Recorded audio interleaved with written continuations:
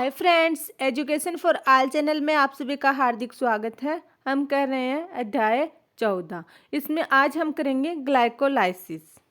क्या होता है ग्लाइकोलाइसिस? शब्द की उत्पत्ति ग्रीक पद ग्लाइकोस अर्थात शर्करा एवं लाइसिस अर्थात टूटने से हुई है। ग्लाइकोलाइसिस शब्द की उत्पत्ति कहाँ से हुई है? ग्रीक पद ग्लाइकोस अर्थात शर्करा। ग्लाइकोस का क्या मतलब होता है? शर्करा। लाइसिस का मतलब होता है टूटना, शर्करा का टूटना। ग्लाइकोलाइसिस की प्रक्रिया गुस्ताव इम्बेंडेन, ओटो मेयर होफ तथा जे पारानास द्वारा दिया गया। यह प्रक्रिया किसके द्वारा दी गई? मेरे साथ रिपीट कीजिएगा। गुस्ताव इम्बेंडेन, ओटो मेयर होफ तथा जे पारानास। किसके द्वारा? गुस्ताव इम्बेंडेन, ओटो मेयर होफ, जे पारानास द्वारा दी गई। इसे सामान्यतः ईएमपी पाथवे भी कहते हैं। ग्लाइकोलाइसिस का दूसरा नाम क्या है? EMP pathway. ईएमपी पाथ क्या है इसका दूसरा नाम? EMP path. ग्लाइकोलाइसिस भी इसका नाम आ सकता है, ईएमपी पाथ भी इसका नाम आ सकता है। इसको स्टार लगा लीजिएगा आप। एनोक्सी जीवों में सांस की केवल यही प्रक्रिया है। ग्लाइकोलाइसिस कोशिका द्रव में संपन्न होती है। एनोक्सी जीवों में सांस किसके द्वारा लिया जाता है? ग्लाइकोलाइसिस के द्वारा। और ग्लाइकोलाइसिस की प्रक्रिया किस में संपन्न होती है? कोशिका द्रव में। ये इम्पोर्टेंट पॉइंट है, इसके हर एक वर्ड मोस्ट इम्पोर्टेंट है। ग्लाइकोलाइसिस कोशिका द्रव में संपन्न होता है। कहाँ होता है? कोशिका द्रव में। और यह सभी जीवों में मिलता है। इस प्रक्रिया में ग्लूकोज आंशिक ऑक्सीकरण द्वारा पायरुविक अम्ल के 2 अणुओं में बदल जाता है। ग्लूकोज किस में बदल जाएगा? पायरुविक अम्ल में।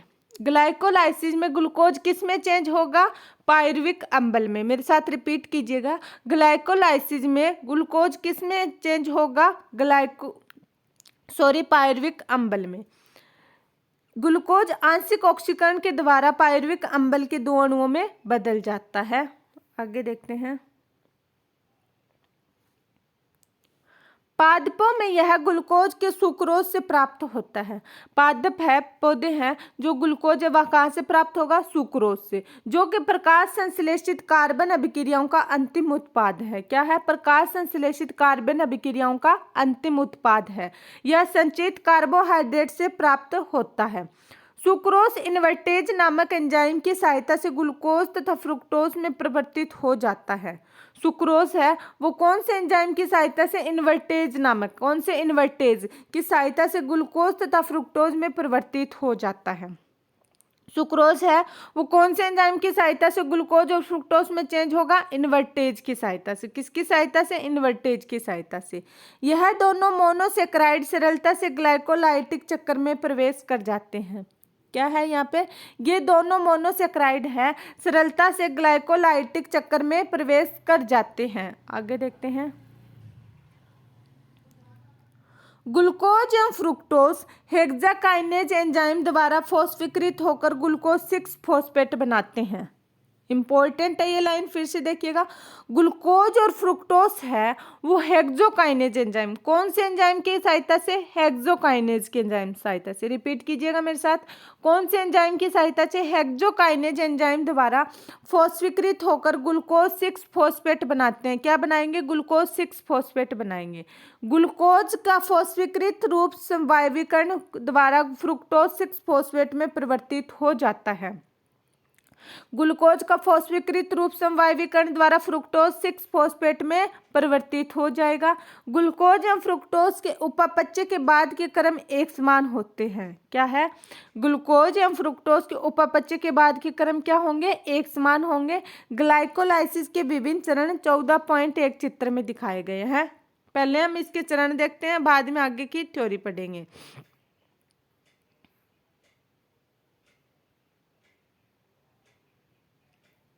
यह है ग्लाइकोलाइसिस के चरण।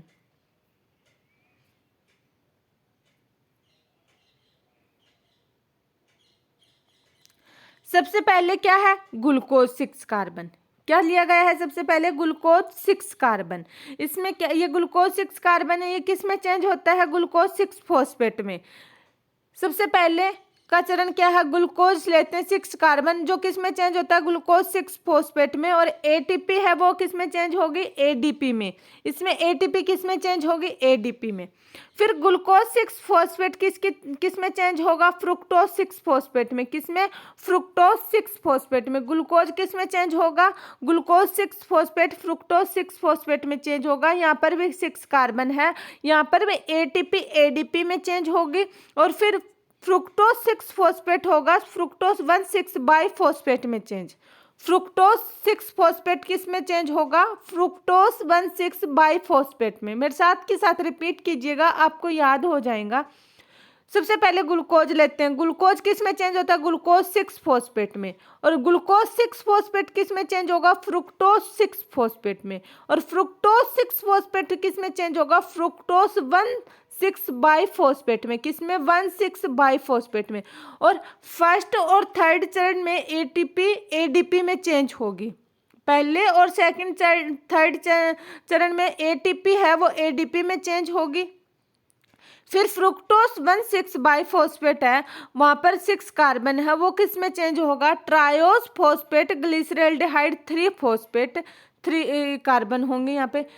फ्रुक्टोज 1,6 बाई फॉस्फेट किस में चेंज होगा, ट्रायोज फॉस्फेट ग्लिसरॉल्डिहाइड 3 फॉस्फेट में।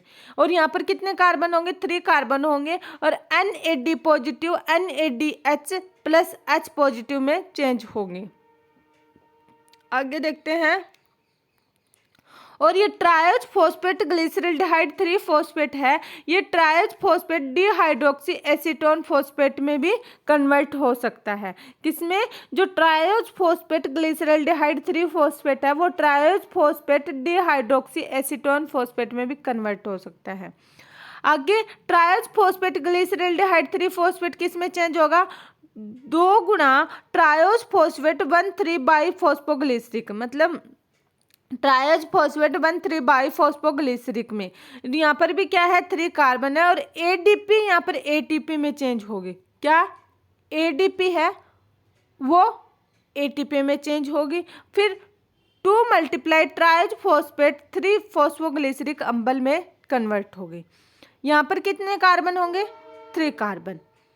इसके बाद में 2 मल्टीप्लाई 2 फॉस्फोग्लिसरिक अम्ल में चेंज होगा, वहाँ पर यहाँ से पानी निकलेगा H2O। फिर 2 मल्टीप्लाई फॉस्फोफिनाइल पायरुवेट में चेंज होगा और एडीपी एटीपी में चेंज होगी और 2 मॉलिक्यूल पायरुविक अम्ल के बनेंगे। और ये कार्बन कितने होंगे, 3 कार्बन होंगे। यहाँ पर कितने कार्बन होंगे, 3 कार्बन। एक बार फिर से रिपीट कर लेते हैं हम पूरा चक्कर। ग्लूकोज है 6 कार्बन, वो किस में कन्वर्ट होगा, ग्लूकोज 6 फॉस्फेट में। और एटीपी एडीपी में चेंज होगी। और ग्लूकोज 6 फॉस्फेट है, ये फ्रुक्टोज 6 फॉस्फेट में चेंज होगा, 6 कार्बन है। एटीपी इसमें एडीपी में चेंज होंगी। और फिर फ्रुक्टोज 6 फॉस्फेट है, वो फ्रुक्टोज 1,6 बाई फॉस्फेट में चेंज होगा। और फ्रुक्टोज 1,6 बाई फॉस्फेट है, वो ट्राई फॉस्फेट ग्लिसरॉल्डिहाइड 3 फॉस्फेट में चेंज होगा। और फिर ये tries phosphate dihydroxy acetone phosphate में भी चेंज हो सकता है, यहाँ पर 3 कार्बन बनेंगे। और ये ट्राइज फॉस्फेट 1,3 बाई फॉस्फोग्लिसरिक में भी चेंज हो सकता है। और इसमें NAD positive NADH plus H positive में चेंज होती है। फिर इसके बाद में 2 ट्रायोज फॉस्फेट 1,3 बाई फॉस्फोग्लिसरिक अम्ल 2 ट्रायोज फॉस्फेट 3 फॉस्फोग्लिक अम्ल में चेंज होगा। एटीपी एटीपी में चेंज होगी। इसके बाद में जो 2 ट्रायोज फॉस्फेट 3 फॉस्फोरिक अम्ल है वो 2 मल्टीप्लाई 2 फॉस्फोग्लिसरिक अम्ल में चेंज होंगे और यहाँ से पानी निकलेगा। और फिर 2 मल्टीप्लाई फॉस्फोफिनाइल पायरुवेट में चेंज होगा, एडीपी एटीपी में चेंज हो जाएगी। और लास्ट में 2 अणु पायरुविक अम्ल के बन जाएंगे और 3 कार्बन के होंगे। आगे हम पढ़ते हैं इसकी थ्योरी।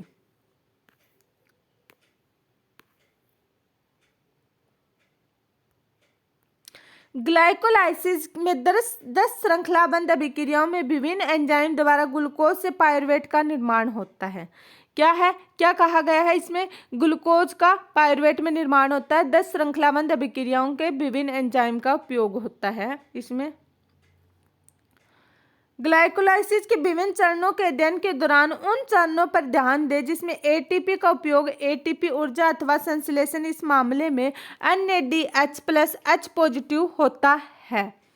एटीपी का उपयोग दो चरणों में होता है। पहले चरण में जब ग्लूकोज 6 फॉस्फेट में परिवर्तन होता है तथा दूसरे चरण व दूसरे फ्रुक्टोज 6 फॉस्फेट व फ्रुक्टोज 1,6 बाइफॉस्फेट में परिवर्तन होता है। हमने देखा एटीपी का प्रयोग कहाँ कहाँ होता है, पहले और तीसरे चरण में, जहाँ पर एक तो ग्लूकोज 6 फॉस्फेट में परिवर्तन होता है और दूसरे चरण में दूसरे फ्रुक्टोज 6 फॉस्फेट का फ्रुक्टोज 1,6 बाइफॉस्फेट में परिवर्तन होता है। आगे देखते हैं। फ्रुक्टोज 1,6 बाइफॉस्फेट टूटकर डिहाइड्रोक्सी एसीटोन फॉस्फेट तथा 3-फॉस्फोग्लिसरल्डिहाइड PGAL बनाता है।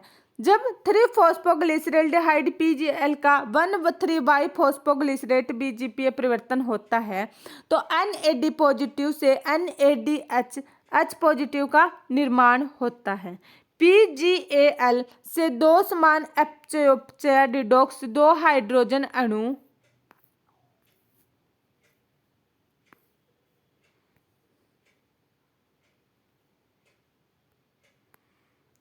पृथक होकर NAD के एक अणु की ओर स्थानांतरित होता है।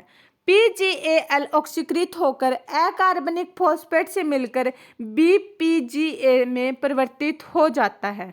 DPGA का 3-फॉस्फोग्लिसरिक अम्ल में परिवर्तन ऊर्जा उत्पादन वाली प्रक्रिया है। इस ऊर्जा का उपयोग एटीपी निर्माण में होता है। PEP का पायरुविक अम्ल में परिवर्तन के दौरान एटीपी का निर्माण होता है। क्या तुम यह गणना कर सकते हो कि एक अणु से कितने एटीपी के अणु का प्रत्यक्ष रूप से संश्लेषण होता है? आगे है। पायरुविक अम्ल ग्लाइकोलाइसिस का मुख्य उत्पाद है। पायरुवेट का उपापचय भविष्य क्या है? यह कोशिकीय आवश्यकता पर निर्भर है। यहाँ 3 प्रमुख तरीके हैं जिनमें विभिन्न कोशिकाएं ग्लाइकोलाइसिस द्वारा उत्पन्न पायरुविक अम्ल का उपयोग करती है। लैक्टिक अम्ल किण्वन, एल्कोहलिक किण्वन और ऑक्सीसांस है। अधिकांश प्रोकैरियोट एक कोशिका यूकेरियोटिक में किण्वन एनॉक्सी परिस्थितियों में होता है। ग्लूकोज के पूर्ण ऑक्सीकरण के फलस्वरूप कार्बन डाइऑक्साइड तथा जल बनने हेतु जीवधारियों में क्रेब्स चक्र के द्वारा होता है, जिसे ऑक्सीश्वसन या सांस कहते हैं। इसमें ऑक्सीजन की आवश्यकता होती है। आगे हम देखते हैं किण्वन के बारे में।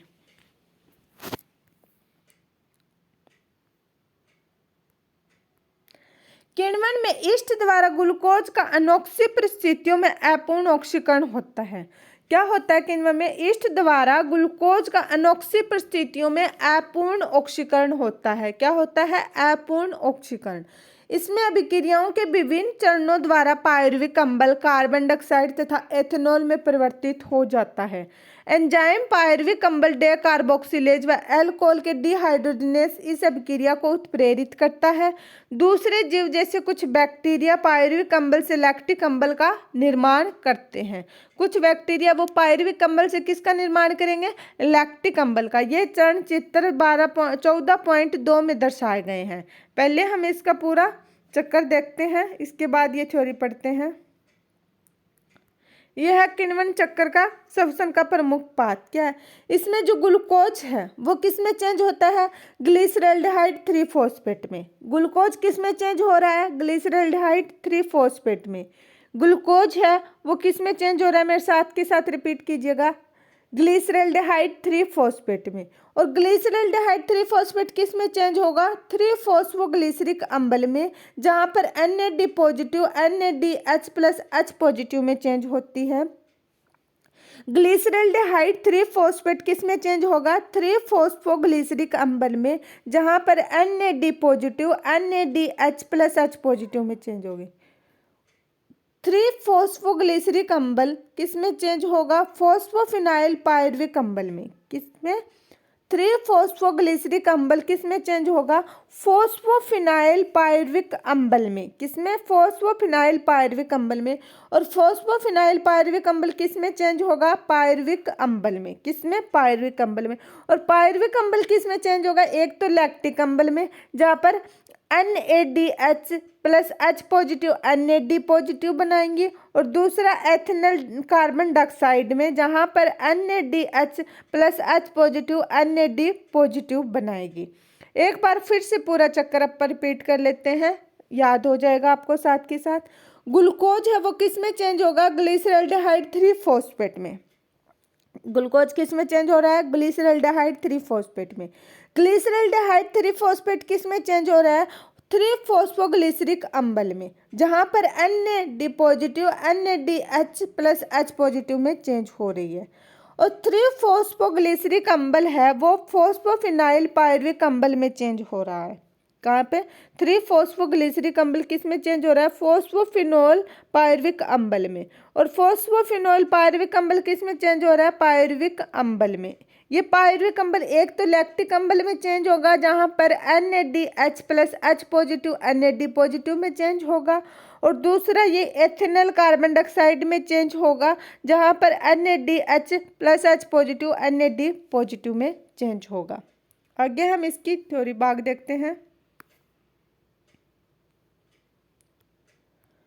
प्राणी की मांसपेशियों की कोशिकाओं में शारीरिक अभ्यास के दौरान जब कोशिकीय सांस के लिए अपर्याप्त ऑक्सीजन होती है, तब पायरुविक अम्ल लैक्टिक डिहाइड्रोजनेस द्वारा लैक्टिक अम्ल में अपचयित होता है।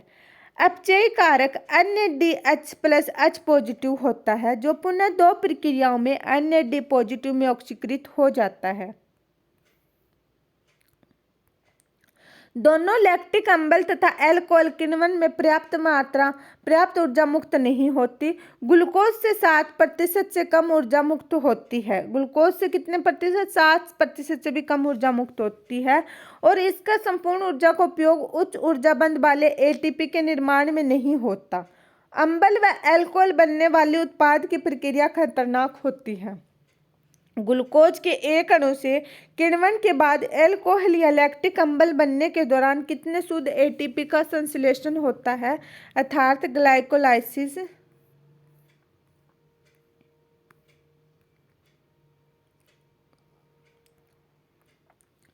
के दौरान उपयोग में आने वाले ATP की संख्या घटाकर गणना करें कि कितने ATP का संश्लेषण होता है।